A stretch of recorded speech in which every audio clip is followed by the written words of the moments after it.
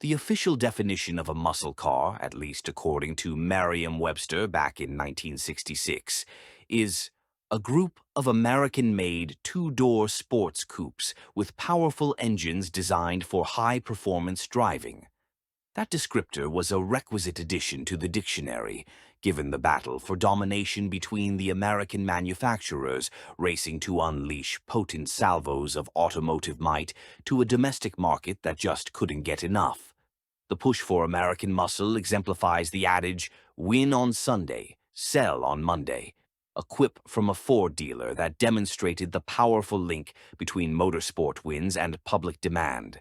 This golden era saw heaps of sublime, powerful coupes flooding out of Detroit mainstays, many of which are just as coveted today as when they rolled off the production floor. When we think about the greatest muscle cars of all time, we're looking at all the icons, the kings, the best of the trims across Ford, Pontiac, Dodge, Chevrolet, Oldsmobile, Plymouth, and more. Many of our inclusions highlight the rarer models that are becoming valuable collectibles, often due to low production numbers. But increasing valuations are just one metric. Overall style and visceral appeal are just as potent. This crop of muscle cars is precisely what we'd stock in our garage, if said garage was an airplane hangar. We invite you to momentarily unplug from the nascent age of electrification and appreciate the unapologetic glorification of the internal combustion engine that the following models present. 30. 1969 Dodge Dart GTS 440. What happens when you stuff an enormous 7.2-liter, 440 cubic inch V8 in a mid-size coupe? You can't fit in other essential things like a brake booster or power steering. Given that the Dart GTS 440 could gobble up the quarter in 14 seconds. Stopping on those drum brakes was an absolute nightmare, with reports of the car hopping sideways and violently shaking when trying to slough off speed, all while you wrestled with the heavy tiller. To that scary scenario, we say, what's the fun of speed without a little drama? 29th, 2017 Pontiac Trans Am Super Duty. Technically, this is a Chevy Camaro SS that the folks at the Florida-based Trans Am Worldwide completely overhauled. It gets a custom fabricated front and rear fascia, glass T-tops, and, of course, a hood scoop with a screaming chicken emblazoned on the hood. Under that poultry, nothing is stock. An LSX mill is dropped in, and a Whipple supercharger, and custom headers and exhaust, mated to a 6-speed from Hurst. All in, the powertrain is good for 1,000 horsepower, and the builders had a hard time getting it to stay on the dyno, estimating there's more than 700 pound-feet of twist at the tires. The cost?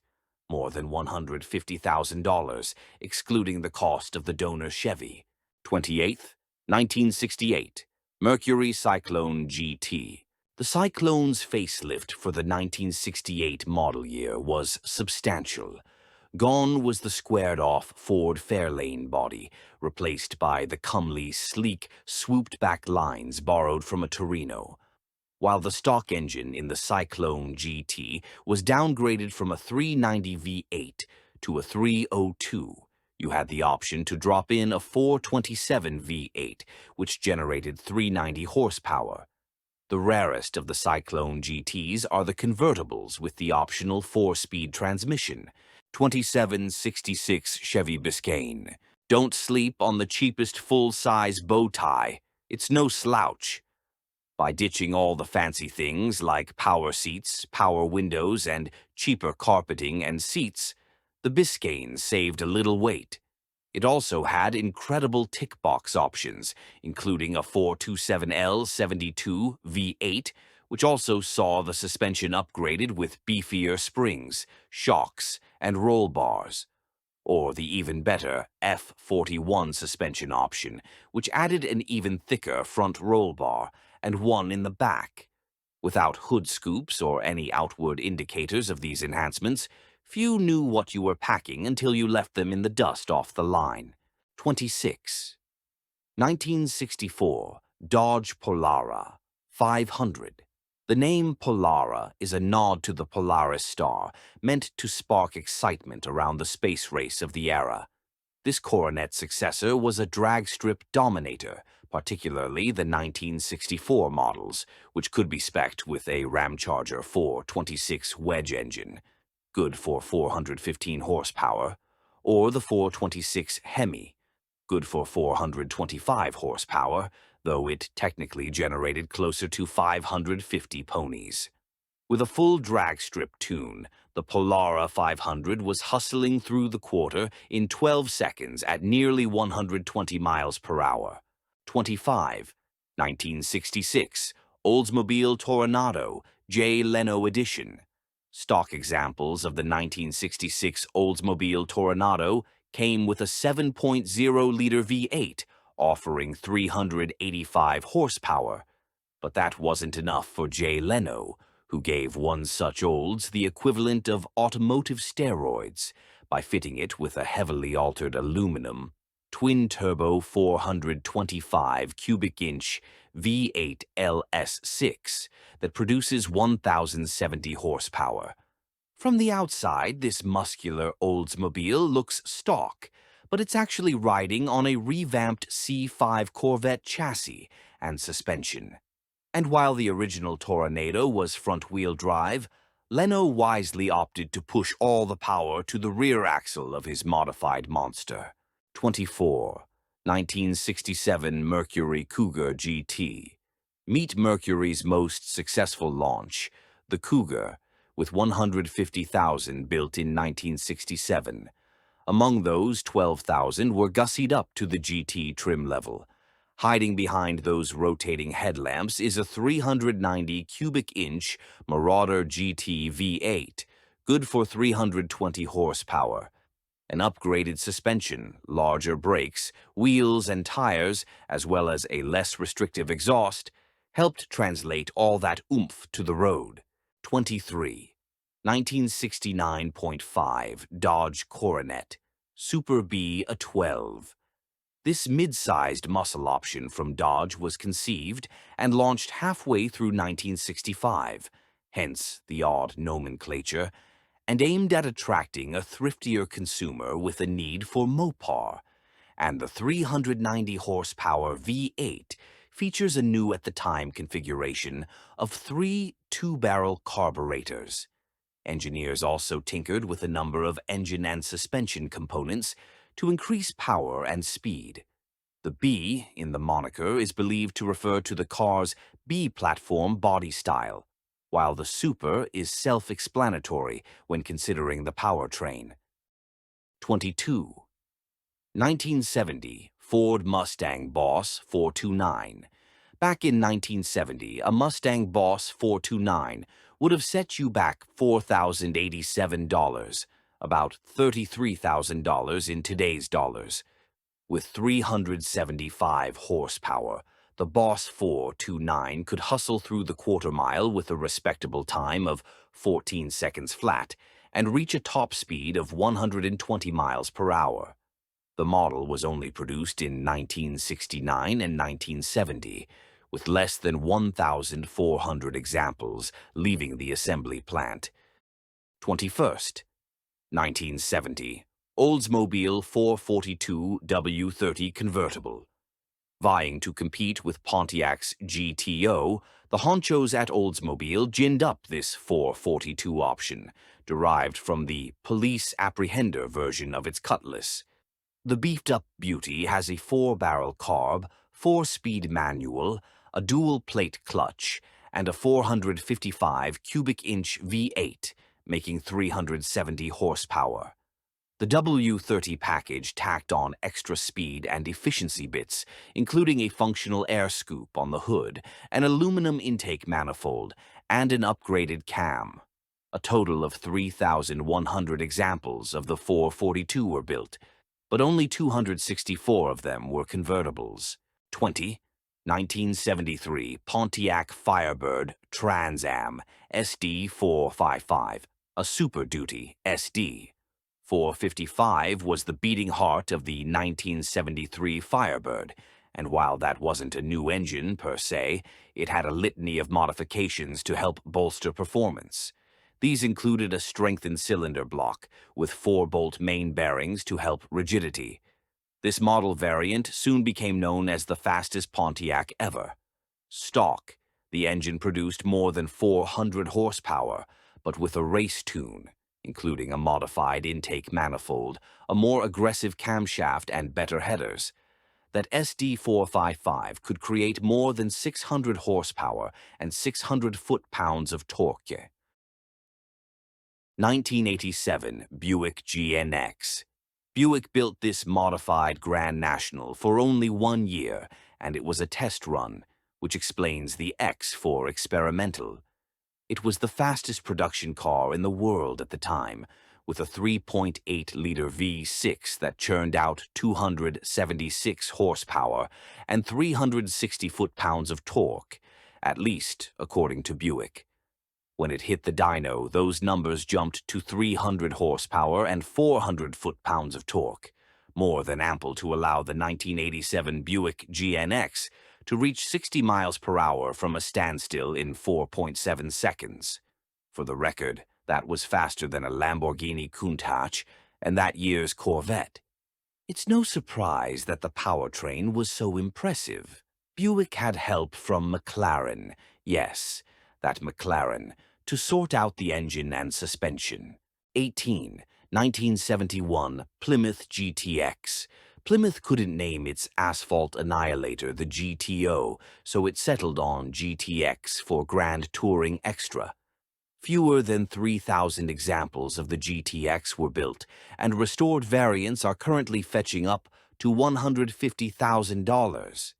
Yet, of the total number manufactured, only 30 featured the Hemi engine, a 426 horsepower V8 with 490 foot-pounds of torque. 1970 Ford Torino King Cobra. When Ford wanted to tackle Dodge and Plymouth, reclaiming the King of Speed title from the Daytona and the Superbird, it opted to tweak a base Torino coupe. A select team of engineers added an aero kit, one seamless piece instead of just a nose cone, and fabricated a larger grille, which was closer to the ground to increase airflow. Unfortunately, what the engineers omitted, a honking rear spoiler, ended up leaving the King Cobra difficult to drive, particularly at 200 miles per hour. The car's hindquarters kept lifting in high-speed turns, making it unpredictable. Instead of diving back into development, Ford scrapped the project and only 3 King Cobras were produced. 1970 Buick GSX. Handsomely clad in satin yellow, the 1970 Buick GSX is a looker with the performance chops to match. The standard mill in the model was a 455 cubic inch V8 with 350 horsepower and 510 foot-pounds of torque. In case you were wondering, that latter figure represented the highest amount of torque available in any muscle car at the time. Now, GSX Stage 1 models, of which only 479 examples of the uptuned beast were made, command more than $120,000. 1966 Ford Galaxy 500. The Ford Galaxy 500 was both a popular sedan for motorists and a mainstay on NASCAR circuits and drag strips. The choice year for the model, however, is definitively 1966, when the new 7.0-liter Thunderbird 5.8 was offered by Ford. 1964 Ford Fairlane Thunderbolt. This homologation special from the Blue Oval only saw 100 units built, just enough to get into the NHRA Superstock Series.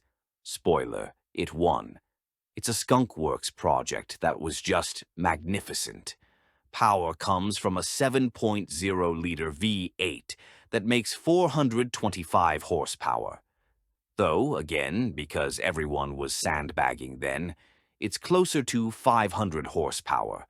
A proper race car for the road, the Fairlane Thunderbolt ripped from 0 to 60 miles per hour in 4.7 seconds and ran a sub-12 quarter mile. 13. 1963, Pontiac Catalina. In period, lightened versions of the NASCAR-derived Pontiac Catalina dominated drag strips. The two-door sports sedan packs a 421 HOV 8 mil, good for 370 horsepower, and Catalinas from the 1963 model year are particularly beloved for their Super Duty SD trim. Already crafted with lightweight parts, several examples also feature Swiss cheese frames, making their power-to-weight ratio even more impressive. Alas, the SD program would cease later that year due to GM's ban from racing, but the Catalina will always be a contender in our book. 12th. 1970, Chevrolet Chevelle SS convertible. The Chevelle Super Sport was an immensely popular muscle car during production. More than 51,455 examples of the model rolled off the General Motors line, though only 1,100 drop-top units were made. These convertible Chevelles are now selling for upwards of $70,000 when in solid condition.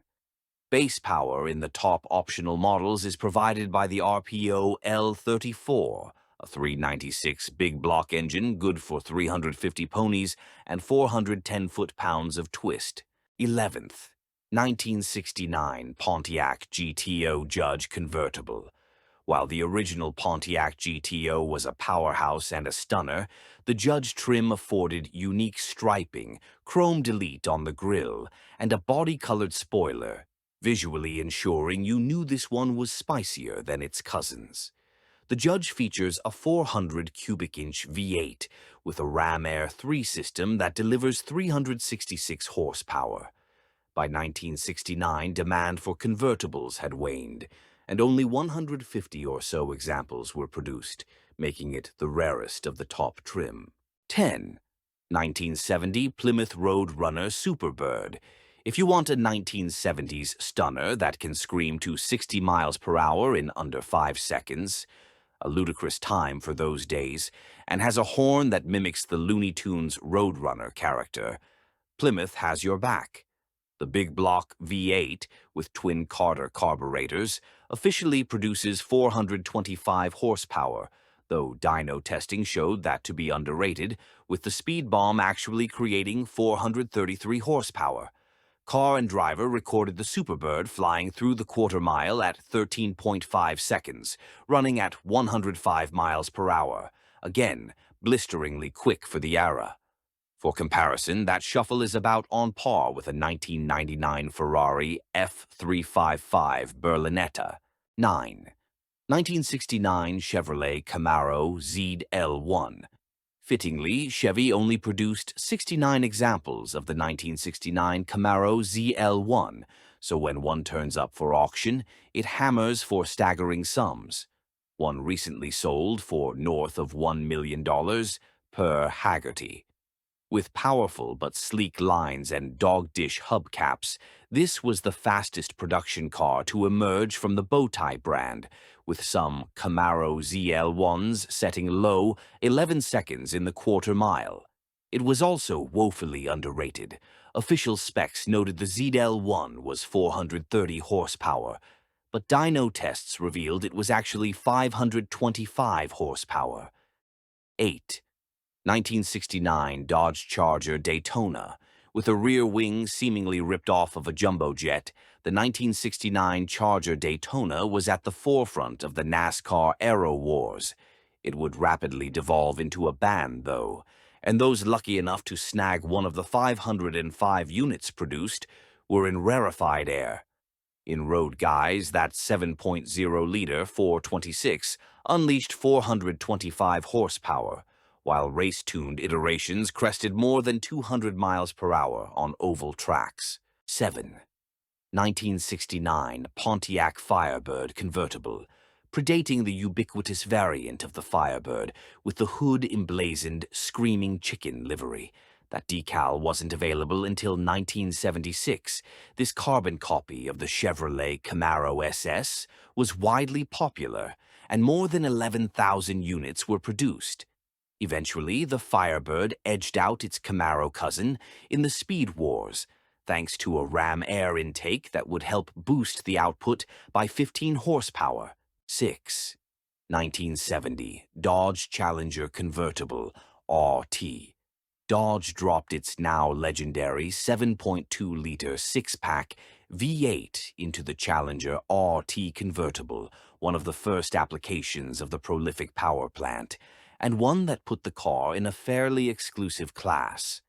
Of the 2,921 Challenger RT convertibles made, only 99 had that six-pack V8, and only 61 of those were built with a four-speed manual transmission. 5. 1971 Plymouth Cuda convertible. If you never want to see another Plymouth Cuda convertible on the road, except, of course, for the one you're piloting, opt for a four-speed manual, Hemi Cuda drop top. Only 3 were made. Why? Convertibles were out of fashion by the 1970s, and insurance rates had skyrocketed for big block muscle machines. That confluence of factors led to Plymouth only selling a dozen Hemi Cuda convertibles in total. As it happens, this was also the last year that the 7.0-liter V8 was offered. 4. 1992 Dodge Viper RT/10. What's a list of the best muscle cars without the 1992 Dodge Viper RT/10? A bombastic 8.0-liter V10 lurks beneath that elongated bonnet, offering 400 horsepower and 450 foot-pounds of torque. It should be noted that this vehicle offers absolutely no stability control systems. No ABS, no traction control. It doesn't even have airbags. This Viper is a true driver's car for those eager to row their own gears and willing to risk feeling its fangs. 3. 1965 Shelby GT3 50R Fastback. Bless Carroll Shelby's incessant quest to find the ultimate intersection of unrelenting power and uncompromised poise. The Texan and his company manufactured 572 examples of the 1969 GT3 50R Fastback, with that R standing for Race Spec, indicating that the car complied with all the Sports Car Club of America SCCA racing rules. You could snap one up at the dealership and be at the track, turning laps that very afternoon. One of the examples was the winningest car in 1968, when it placed first in 32 of 54 SCCA races. 2. 1969 AMC AMX/3. Arguably the sexiest vehicle on this list, the AMC AMX/3 was created after AMC executives stared at the Di Tommaso Pantera for hours and tried their damnedest to emulate those achingly perfect lines. To be fair, AMC succeeded. The AMX/3 is stunning. With its engineering spearheaded by Giotto Bissarini, AMC's AMX3 was also mid-engined, featuring a 6.4-liter V8 nestled behind the occupants' heads. The car is noteworthy for 2 million reasons, which is the amount of dollars AMC dumped into development before pulling the plug. Adjusted for inflation, that's about $15 million today. Only 6 AMX3s exist, edging the valuation of each well above $750,000. 1. 1967 Shelby Cobra 427 Super Snake. Carroll Shelby was hell-bent on creating beasts for the streets, and the Shelby Cobra 427 Super Snake certainly fits the bill. Only 2 examples were produced. Yes, seriously, and only one remains. The curvaceous blue beauty you see here.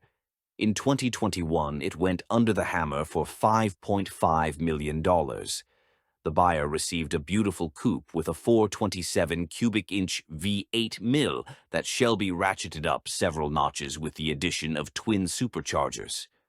The resulting output, a positively violent 800 horsepower. Subscribe now and join our journey through automotive history.